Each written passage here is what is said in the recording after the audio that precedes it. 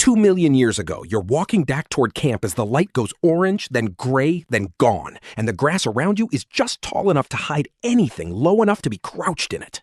You can't see 10 feet ahead, but you can hear it, a paw settling slow into the grass, weight shifting onto a haunch, the small held-breath silence right before something moves. So why does your whole body lock up at a sound like that, before your mind even knows what made it? Somewhere close, in that same tall grass, someone else in your group barely reacts at all. 2 million years later, the fossil record settles exactly which one of you was right. In 1970, a paleontologist in South Africa picked up a skull 1.8 million years old from a cave called Swartkrans and found 2 punched-in holes in the back of it, spaced exactly as wide as the lower fangs of a leopard. It wasn't the only one. In that same cave, as many as 3 in 10 of the bones leopards had dragged in to feed on weren't antelope or baboon. They belonged to people just like you.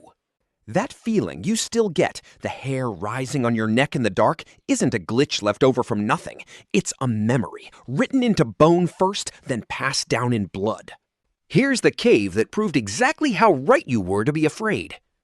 There's a term for what scientists are actually testing here: predation pressure. Not a vague mood of danger, but a measurable, specific risk of being killed by one particular predator. For most of the last century, the working assumption about ancient human fear was that it was mostly emotional noise, a startle reflex with no real target, the kind of thing modern psychologists would file under irrational phobia. So that skull isn't just a chilling detail to open a video with. It's physical proof that one specific ancient fear had one specific named killer behind it. And that cave isn't an isolated case. The same pattern, a fear, then a fossil or an experiment proving the fear was tracking something real, keeps showing up in completely different directions. A predator that struck from the ground, one that struck from open sky, one that left no bite mark anywhere but rewired the inside of your eyes instead, and one whose own scientific name records exactly what it ate. Start with the one already waiting in that cave, because the leopard didn't just kill the occasional unlucky hominid. For a while, it may have owned the place. The skull from the start of this video, cataloged as SK54, came out of the very oldest layer of Swartkrans, a layer called Member 1. And Member 1 has an odd feature. It holds more hominid bones as a share of everything found in it than any layer above it. For decades, the leading explanation was almost hopeful. Early humans had discovered fire, and fire was the turning point, the moment they stopped being prey and started owning the cave themselves. Researchers even gave it a name: the shift in the balance of power. Then someone went back and tested it properly, layer by layer, checking for actual burned bone and butchery marks instead of just assuming the story held up. The fire didn't show up early enough to explain anything. What changed instead was who was using the cave. In Member 1, leopards dominated it. Hominids barely got near the place. Only later, once leopards and hyenas started taking turns instead of leopards holding it constantly, did early humans get any real use out of it. And even then, only during the gaps when neither predator happened to be around. So the shelter humans needed from the cold and from everything else hunting at night was already rented out to a leopard. And the rent was anyone careless enough to walk in while the tenant was still home. Calculating that risk correctly, when to risk the cave, when to sleep exposed instead, wasn't paranoia. It was arithmetic, run thousands of times, with every wrong answer permanently removing that line from the gene pool. The leopard, at least, you could sometimes hear coming. The next predator on this list gave you nothing. No growl, no footstep, not even enough time to look up before it was already over. In 1924, a quarry worker in Tong, South Africa, handed a small fossil skull to an anatomist named Raymond Dart. It belonged to a child, about 3.5 years old, and it became the single fossil that first proved humanity's evolutionary roots were in Africa, one of the most famous skulls in the history of science. It took another 82 years for anyone to figure out what had actually killed the child it came from. In 2006, paleoanthropologist Lee Berger compared the damage on that skull, puncture marks through both eye sockets, a crushed channel into the back of the head, narrow V-shaped nicks along the broken edges, against a modern reference, the nests of African crowned eagles in Ivory Coast's Thai forest, where researchers had already documented exactly what's left of a monkey once one of those eagles is finished with it. The pattern matched almost piece for piece, talon holes in the same places, the same crushing path into the skull, made by a beak built to get at brain tissue fast. There would have been no warning growl, no rustle in the grass to listen for, just open sky. And then, for a few seconds, you'd be airborne, and it would already be over. Watching the ground in front of you was never going to be enough on its own. Surviving also meant flinching at a shadow crossing overhead before you'd even consciously registered there was anything there at all.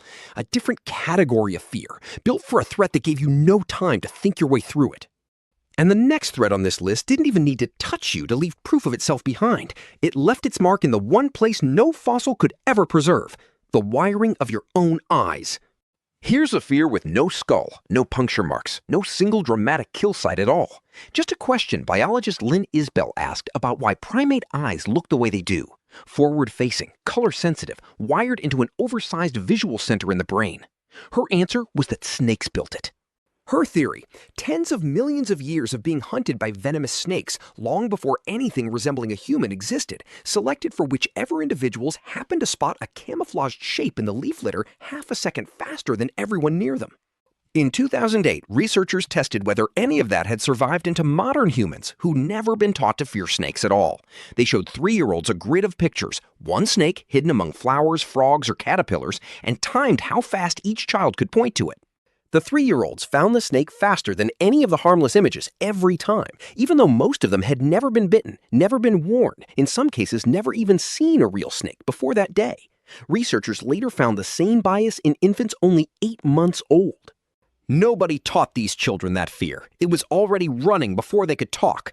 And it isn't a leftover instinct doing nothing today. The World Health Organization estimates that snake bite still kills somewhere between 81,000 and 138,000 people a year right now, which means whatever got built into your eyes a few million years ago is still in parts of the world exactly on schedule. 2 threats down used your skin and your skull to leave proof behind. This one used your own eyes instead. The next one didn't even bother hiding which species it had been eating. It put that directly in its name. 1.84 million years ago, in what's now Olduvai Gorge in Tanzania, a species of crocodile lived that grew to 7.5 meters long, roughly 25 feet, longer than the largest Nile crocodiles alive today. It shared the same riverbank as early Homo habilis and Paranthropus boise. When paleontologists formally described this species in 2010, they didn't give it a neutral scientific name. They called it Crocodylus anthropophagus, from the Greek for the crocodile that eats humans. It's the only animal on this entire list whose species name records permanently exactly what it was caught eating, because hominid bones recovered from that same site still carry its bite marks directly. A leopard, at least, hunted on the same ground you stood on. An eagle came from a direction you could, in theory, learn to scan. A crocodile broke the one rule that was supposed to keep you safe: stay near water, because water means food and shade. Here, the water itself was the ambush, and by the time you noticed the disturbance on the surface, you were already within reach of the one predator on this list built to drag you somewhere you'd never be found again. 4 directions: underfoot, overhead, inside your own eyes, and at the water's edge. And in every single one, the place a paleontologist eventually decided to look turned out to be exactly the place the proof had been sitting for 2 million years, waiting to be found. So was the dread you still feel, the hair rising on your neck, the flinch at a passing shadow, the instinct to step back from water you can't see the bottom of, ever actually irrational? Or is it the only physical trace left of a calculation that got run and rerun against 4 completely different predators for 2 million years straight, with every wrong answer quietly erased from the record? Back in that tall grass 2 million years ago, 2 reactions to the same sound in the dark. Yours locked tight, every hair raised, frozen until you knew exactly what was out there. And the person near you, who barely reacted at all. Only one of those 2 reactions is still sitting inside a body somewhere 2 million years later, still running. It's yours.